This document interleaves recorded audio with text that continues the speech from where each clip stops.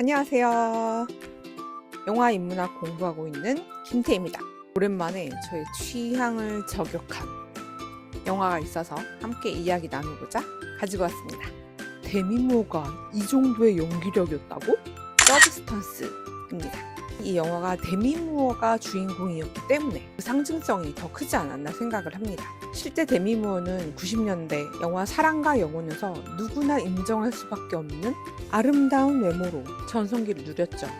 그런데 그 이후로는 연기력이나 작품 활동보다는 브루스 윌리스와의 이혼, 전신 성형, 15살 연하 애쉬튼 커처와의 결혼, 개인적인 구설수가 더 많이 이슈가 됐습니다. 이 영화로 데미 무어의 45년 연기 인생에서 첫 골든글로브 여우주연상을 타게 되는 영광을 누렸죠.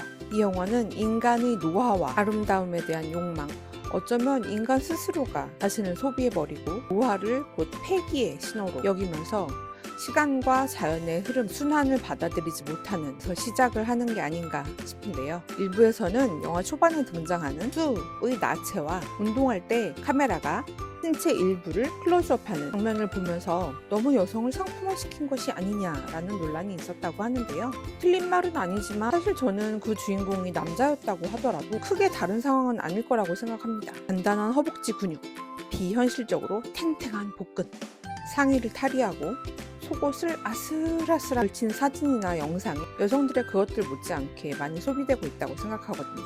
현실적으로 성은 어떤 형태로든 어떤 방식으로든 상업화되고 있는 것이 사실이기 때문에 그것의 정당성에 대해서는 오늘 이야기하지 않겠습니다. 실제로 극장에서 그러한 장면이 나올 때 제 옆에 앉은 20대 중후반의 남성 두 분이 굉장히 힘들어하시는 모습을 보았습니다. 만약 영화의 주인공이 남성이었다면 어쩌면 음료수를 꽉 쥐면서 다리를 꼬는 게 제 입장이 됐을 수도 있었을 테니까요. 그리고 비교적 마른 몸을 가진 그녀에게 볼록하고 탱탱한 가슴을 선사하기 위해 여러 가지 특수 분장과 효과가 추가되었다고도 하죠. 그러니까 그런 건 세상에 존재하지 않는다는 거예요. 없어요. 상상에서만 존재한다는 얘기죠. 영화의 포스터 그리고 색감에 대해서 이야기하지 않을 수가 없습니다. 계란 노른자에 약물을 주입해서 또 하나의 계란 노른자가 나타났습니다. 그렇게 유명하고 돈이 많고 큰 아파트에 사는 유명 연예인이 딱 한 가지 코트, 노란색 코트만 고집하면서 끈을 질질 끌고 다니면서 계속해서 입는 모습을 볼 수 있고요. 그리고 첫 서브스턴스, 즉 주입하는 약물의 색깔도 형광 노랑이었다는 거 기억하시죠? 색채 심리학에서는 노란색을 일반적으로 활기나 긍정의 에너지로 쓰이곤 합니다. 유치원 가방이나 피카츄처럼요.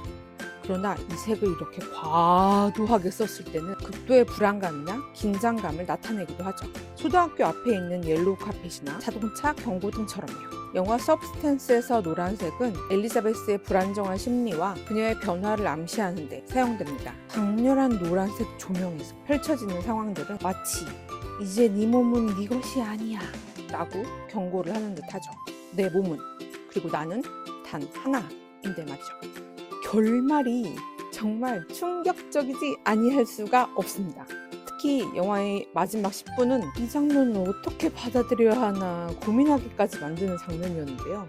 피를 그냥 바주카포처럼 막 쏘는데 저는 개인적으로 스티븐 킹의 작품들이 생각이 났습니다. 주인공은 무대 위에서 화려한 드레스를 입고 있는데 다른 사람들은 모두 피범벅이 된 그 장면, 어디서 많이 보신 것 같지 않나요? 스티븐 킹의 소설을 원작으로 한 캐리, 1976년과 2014년에 두 번이나 만들어지기도 했죠. 엘리자베스 사진으로 도배가 되어 있는 주황색 복도와 무늬로 만들어진 바닥, 그 장면 역시 스티븐 킹의 소설을 원작으로 한 스탠리 큐브리 감독의 샤이닝이라는 작품이 생각나기도 했습니다. 특히 마지막에 그 기괴한 크리처 기에르모 델 토로 감독은 이것을 보고 무슨 생각을 했을까 라는 생각이 들기도 했습니다. 시간이 흐르면서 낡고 깨진 그 타일은 너무나 자연스러웠는데 그에 반해 손바닥만했던 데미 무어의 얼굴은 너무 비자연스러웠잖아요. 50살이 넘은 여성에 대해서 영화 속에서 제작자가 평가를 하는 말이 있었죠. 정말 리얼하게 현실적이긴 했지만 불편한 현실이 무조건 맞고 따라야 하는 것은 아니라고 생각합니다. 데미 무어가 수상소감으로 언급했던 이 상은 오늘도 나를 채찍질하는 사람들과 함께 받고 싶습니다 라는 대목이 기억이 나는데요. 보여주는 방법이 좀 잔인하고 괴이하기는 했지만 노쇠해져가는 한 사람으로서 공감이 되는 작품이었습니다. 이 영화를 만든 코랄리 파르자 감독의 새로운 작품이 나온다면 저는 또 아마 찾아볼 것 같아요. 그래서 인문학을 공부하는 저의 결론은 잘 죽자입니다. 인정 중독에 걸려서 내 아까운 시간을 낭비하기보다는 내가 나를 조금 더 인정해주면서 역시 난 짱이야. 이 우주에 난 하나밖에 없어 라는 마음으로 우리 자연의 흐름에 따라 잘 죽어봅시다.